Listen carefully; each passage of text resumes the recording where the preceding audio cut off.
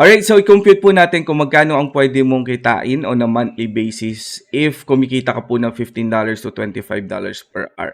Okay, so compute po natin, let's say $25 na hire ka for $25 times 55 times 40 hours per week. Okay, so meron ka pong 55,000 pesos per week po yan. If per month naman po, meron kang 220,000 pesos. So kung interesado kang malaman kung anong gagawin mo sa work opportunity na to, work from home opportunity na to, then keep watching this video. Alright? Para po dun sa mga wala po experience pero interesado po sila na matutong magtrabaho kahit nasa bahay lang, sa mga single parents, sa mga house parents or mga parent na nasa bahay lang, mga housewife, house husband, mga ganun po. Or single dad ka or OFW ka or student ka or freelancer ka, naghahanap ka ng work na pwede mong gawin sa bahay lang. Then keep watching this video. After ko pong i-discuss itong job posting na to, i-discuss ko naman po kung paano ka makakapag-start kahit na wala ka pong experience, kahit wala ka pong skill. Okay? Mamaya-maya po yan. Alright?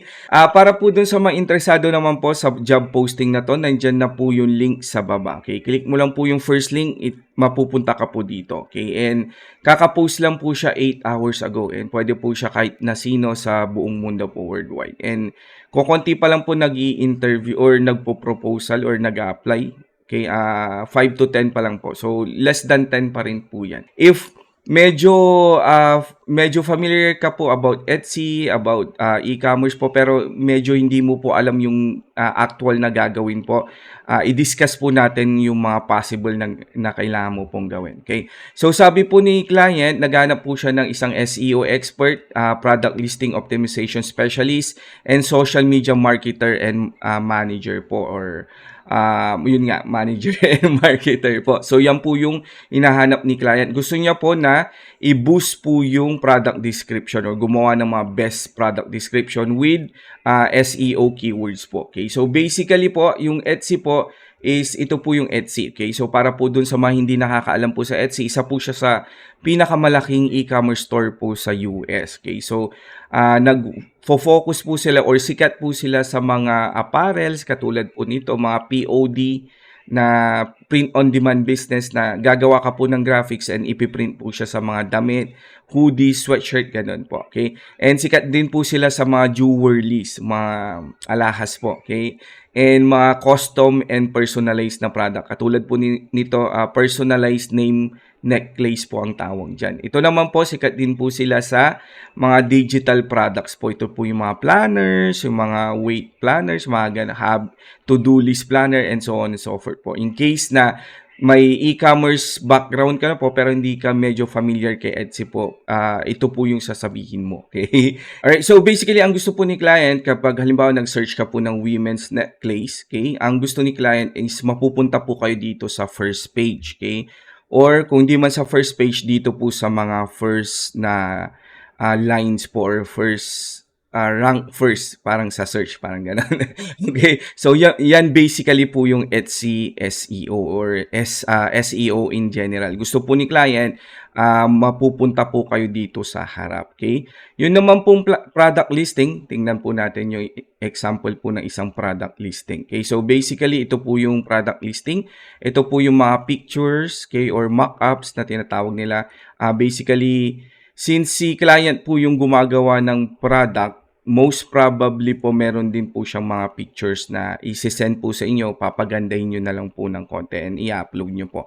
Okay? Ito naman po yung mga title. Ito po yung sinabi ni client na dapat maganda ang keywords. Okay? Dapat yung mga gagamitin mong keywords is yung mga pinaka magagandang and effective na keywords na talagang may nagsa-search po. Yun po yung gusto ni client para lalabas po kayo sa first page po. Okay? So yan basically po yung mga gustong pagawa po ni client. Ay, yung description pa pala. Okay?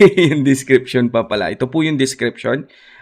Basically, gusto po ni client na very, very effective po yung description na gagawin mo. Okay? And for me, bigyan ko lang po kayo ng tip ng paggawa po ng description sa Etsy. Dapat po, Lahat po ng possible na question po ng ating mga future customers po, masasagot natin dito sa description. Yan po yung pinaka maganda pong paggawa ng description sa Etsy po. Okay, bigyan ko lang po kayo ng konting tip. Okay? So, yan basically po yung gustong pagawa sa ni client. Hindi ko naman po sasabing madali, pero hindi po siya ganun kahirap yung paggawa po ng description po sa Etsy. Okay, so in case na gusto mo pong mag-apply, i-try mo lang po, balay mo po, ikaw po yung ma-hire kahit na wala ka pong experience sa Etsy.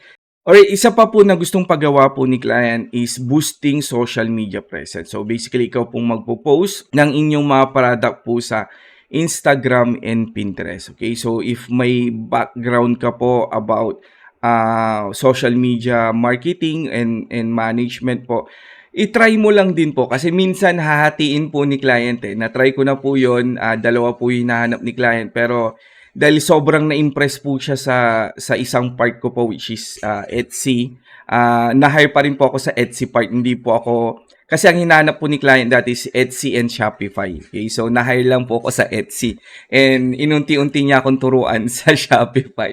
Okay, anyways, ganyan po yung pwedeng mangyari. So, itry mo lang po if may knowledge ka about e-commerce, specifically Etsy po. Pero kung may knowledge ka sa eBay, Shopify, or Amazon, itry mo lang po. And kung may experience ka naman about social media then especially kapag marunong ka pong mag-ads, itry mo pa rin po kasi baka ma-hire ka. Ang laki po ng 220,000 pesos po each and every month po. Pagka ganyan po yung kinikita mo, halos mabibili mo na po lahat. Possible nga po na halimbawa 3 to 4 lang po yung mga anak mo po. Kahit everyday po kayong kumain sa labas, kayang-kaya na po yan. Okay? And halos lahat po ng mga latest gadgets and mga bills nyo po, hindi nyo na po kailangan intindihin and problemahin kapag ganyan po yung kinikita mo on a monthly basis po. Okay, so anyways, napakwento na naman si Sir Neil. Alright, gusto ko lang po kayo inspire and gusto ko lang po kayong bigyan ng option po na hindi naman po kailangan pala na magsakripisyo po sa ibang bansa, na hindi naman po kailangan na lagi kayong nasa work, na uubos oras nyo sa work, sa traffic. Pwede po kayong magtrabaho kahit nasa bahay lang and pwede kayong kumita ng napakalaking income po kahit nasa bahay lang. Okay, so ayan na naman. Ayun na nagkwento na naman. Okay. So anyways po, para po dun sa mga interesado po na kumita rin ng 220,000 pero wala po kayong experience, wala po kayong knowledge, wala po kayong skill. Gumawa po ako ng course, okay? Para dun sa mga interesado lang po, Okay?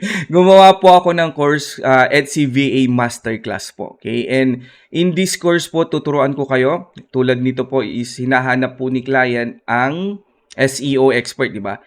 Tuturuan ko po kayo about Etsy SEO and mga SEO tools na gagamitin mo for effective SEO, keyword research, and basically SEO. Okay? Maganda yung pag-SEO mo, hindi lang tsamba-tsambahan na mga keywords yung mga ilalagay mo. Okay? And syempre, explain din natin kung paano ba gumagana yung Etsy SEO. Okay?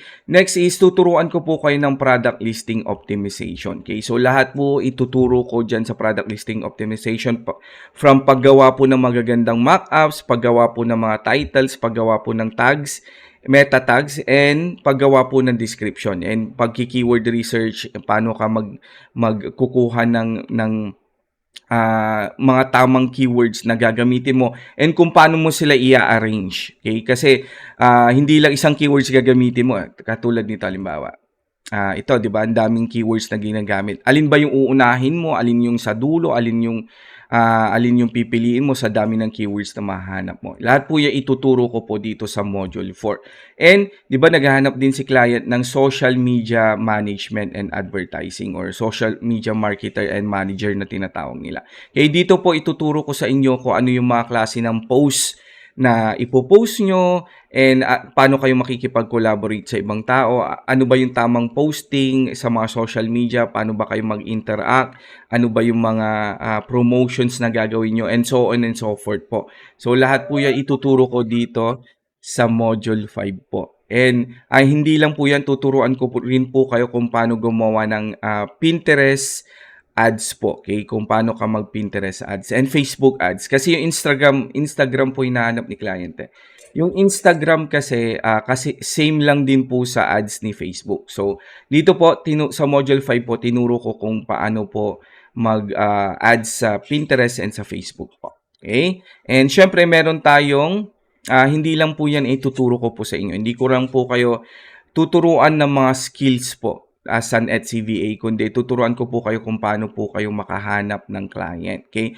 Tuturuan ko po kayo kung paano gumawa ng inyong online account. Ito po yung mga online jobs na account po. Tuturuan ko po kayo yan. Paano kayo gumawa ng mga resume, online portfolio, and marami pa pong iba. Okay? Hindi lang po yun. Hindi ko lang po kayo tuturuan kung saan kayo maghahanap ng client.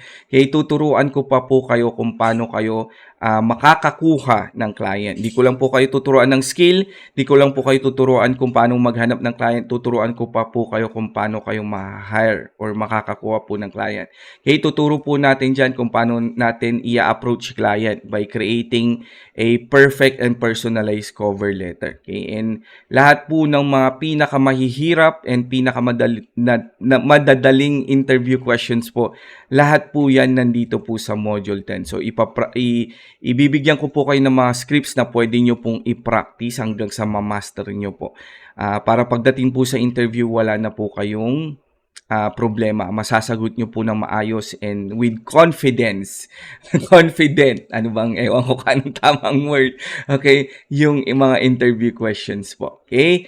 Hindi pa po natatapos dyan ang support ng HCVA Masterclass kasi ginawa ko po itong course na to thinking po na wala ka po talagang knowledge, skill, and knowledge and skill and experience yan. Okay? Kaya po meron po tayong weekly webinar. Okay? Dito po sa weekly webinar, hahasain ko po kayo sa pagdating po sa interview. I-check po natin yung mga resume ninyo, online portfolio, and more po. Okay? So wala na po kayong magiging dahilan kung bakit hindi po kayo magiging successful sa paghahanap po ng Etsy VA client or as an VA po, work from home person po. Wala na po kayong magiging dahilan. Nandito na po lahat. Hindi pa po natatapos dyan. Okay? Hindi pa po natatapos dyan ang support ko dito po sa HCVA Masterclass dahil meron pa po tayong on-the-job training worksheet po. Ito pong mga worksheet na ito po rin yung pinapagawa ko sa aking team.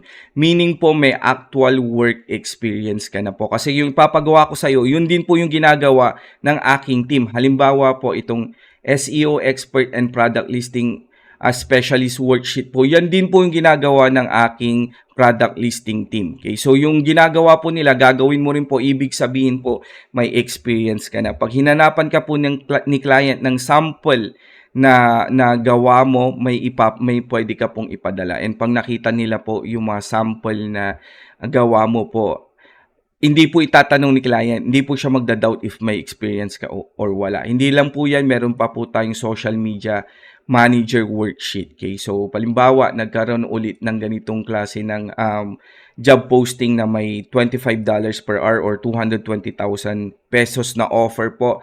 Meron ka pong mga worksheet na pwedeng ipakita na sobrang matutuwa po si client kapag nakita niya po yun. Alright?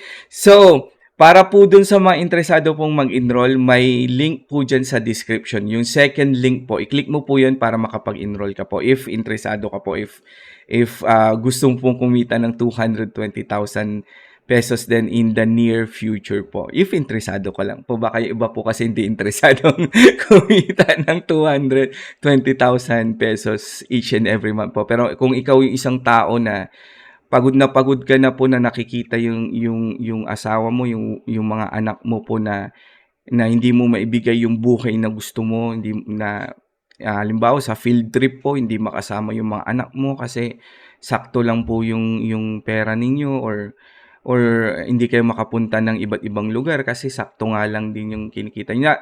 Lahat po yan masusolusyonan po if magkaroon ka po ng magandang trabaho. And maganda pa po dito, nasa bahay ka lang po. If gusto mo sa bahay ka lang. Kung ayaw mo po sa Starbucks ka po magtrabaho, bili ka ng laptop mo, doon ka sa Starbucks magtrabaho. Anyways po, nandiyan po yung link sa ating enrollment. Okay? Nandiyan po sa second second link po sa description, alright? Para naman po dun sa may mga tanong, gusto niyo po akong makausap or may mga clarification po kayo, questions po kayo, i-message niyo lang po ako sa Facebook, okay? Search niyo lang po Neil Puserio.